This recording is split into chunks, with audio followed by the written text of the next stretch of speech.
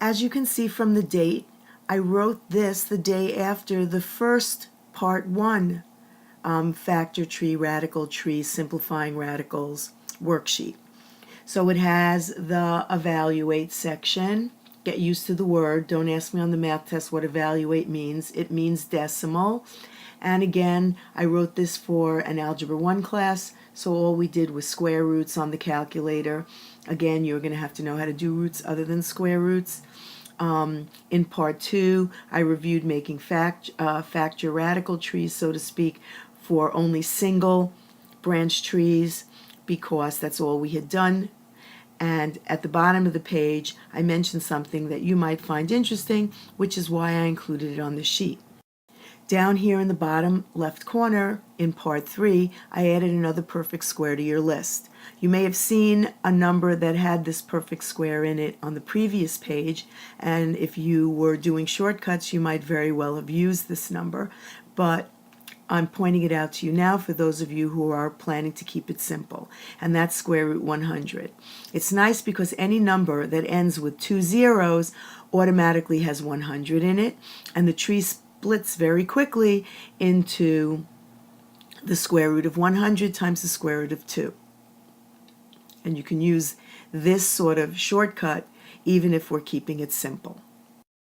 The next 3 examples all use the 100 factor trick, so you can practice them if you want to, and then we'll go on to the next section, which it seems I lied. Let's go look.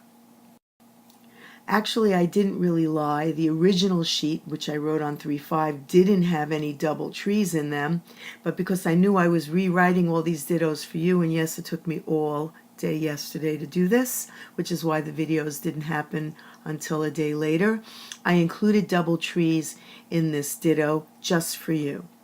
1 double tree. Have fun with it. And of course, being Flaumenhaft, I had to include an algebra problem, so that was part 5. It's a system, so it's not necessarily going to be applicable to your math test. And I just noticed that on the edge over here, I left too much space, so of course that's going to annoy me because I'm compulsive. But I'm not going to redo this video, so Rabbi Patinsky can be very happy and proud of me that I'm going to leave this ditto with all this space on the side that drives me crazy, and I'm going to leave it alone.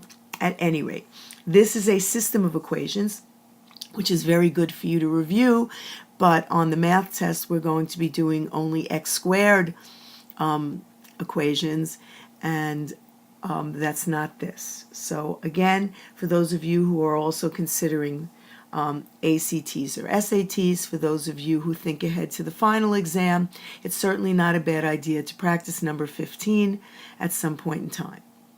These next 2 pages are the solutions. I didn't put in the trees on the computer because it's a nightmare to make trees on the computer, but I did give you the final answers to everything, and I also included the check on the calculator to show you that the simplified radical and the original radical give you the same answer. You can check on your calculator also to make sure that you got it right. Again, if you have any questions on any of the problems or any of the answers, please don't hesitate to call me or email me or ask me in class. And if you find a mistake, please let me know so that I can fix it. Here's the solution to the system of equations, the way I organized it. There are shortcuts again that you could have used if you wanted to, like dividing by 4 over here and making a smaller equivalent equation. I kept it simple. This was an Algebra 1 class, so I didn't do anything fancy. And I got the right answer anyway because I had my calculator to help me do the big number division. Please try not to lose this sheet, because even if you don't do number 15 now because you're studying for the math test, you can pull it out and try it later. Good luck, and I hope the sheet was helpful.